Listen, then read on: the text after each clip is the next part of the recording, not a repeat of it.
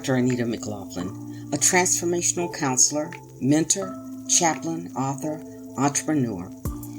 Stay with me as we redefine another diamond moment. Diamonds are produced through time, heat, and pressure. The cut, clarity, and size of the diamond determine its use.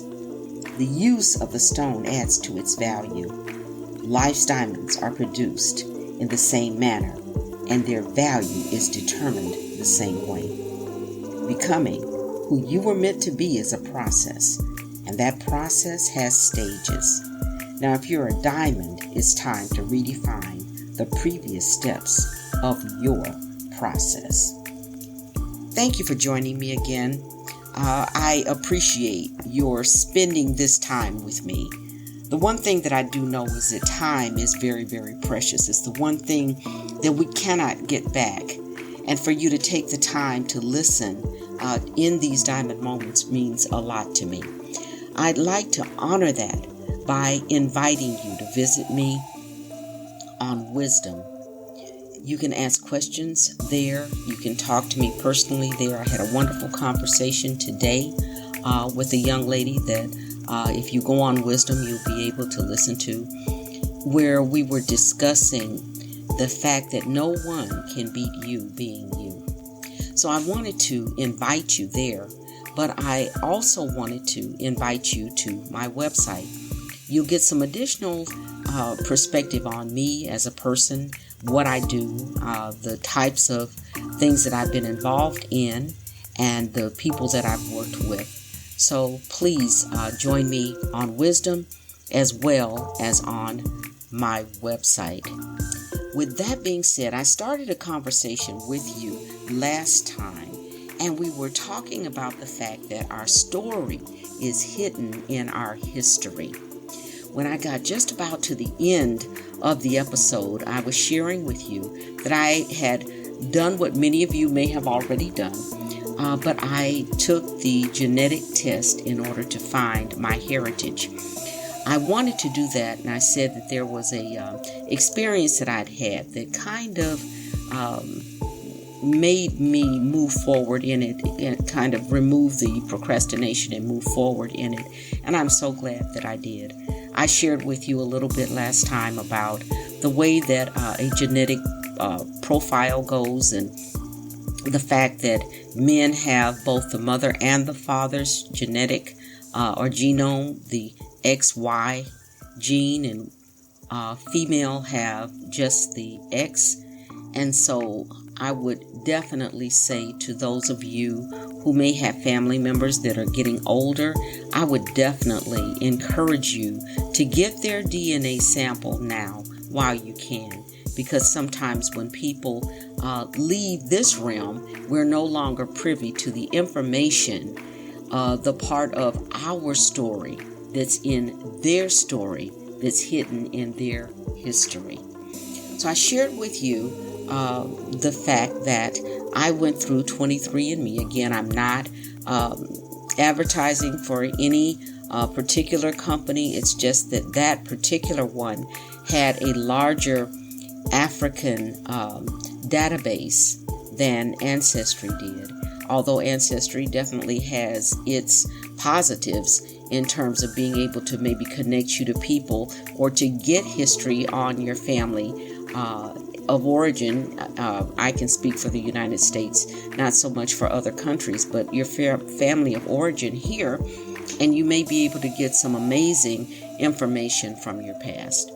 Now, why is our history so important? We started talking as well about maybe being discouraged, looking to people that we feel are role models and them saying, well, that doesn't matter to me and I don't need to know and I'm not interested and I would never go. But I want to give another side to that. And that is that in times that the times that we're going through now, the times that we're going through, you can see it in real time that history is trying to be rewritten. We know, according to the headlines, what happened on January 6th. And we also know, according to the headlines, that people began to redefine history. to say that what happened was just another day. It was peaceful, it was nice, it was fun, nothing happened, and we know that to not be true. We've also are experiencing in the United States areas of our country who want to ban the ability of our children to know their history. They want to ban anything having to do with what the term is critical race theory, but in actuality, that entire concept was a graduate school level understanding, and it was done in law school. So the danger is that you'd be teaching people to recognize their history within a context that something could be changed because of that knowledge. But there's a part of the country that wants to ban knowing the full history of this nation. All over the world, people understand that slavery was a real thing, that it really happened. You'd have to truly be dishonest not to know that taking a child away from its parents or removing entire groups of people arbitrarily away from their community would be detrimental. And that's what happened in the African countries, not just what happens for those who try to immigrate to this country.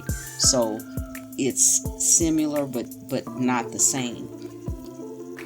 I'm saying that to say you can't hurt people and it have no and it end there, that there's no repercussions, that you can't remove someone from their culture, and because you say that they are not supposed to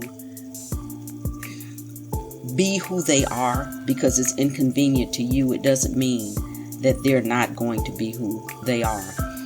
The really popular, the first one, the movie of Roots that came out starring LeVar Burton, was really indicative of that thought, where no matter what they did to him, he continued to seek freedom, and they'd ask him what was his name, and he would continue to give his African name. It wasn't until he was so broke and so beaten that he acquiesced and gave the Americanized name that had been given to him. But even in that act of submission, he continued to teach his family their origins and their journey. And that is where I am today. I realized there were a number of stories that took place within my family, and I didn't have the background to be able to prove them out. And what I am very excited about is when I did the DNA profile, those stories panned out.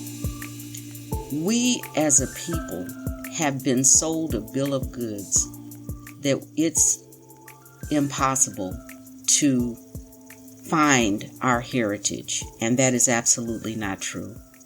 Our heritage lives in our history.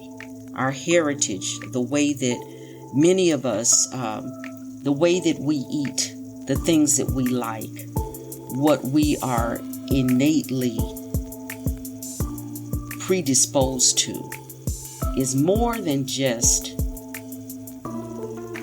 a condition of our soul, our mind, will, and emotions, but it is genetically who we are. When I had this test done, I found out some things about myself that were amazing, that they were actually etched in my genome.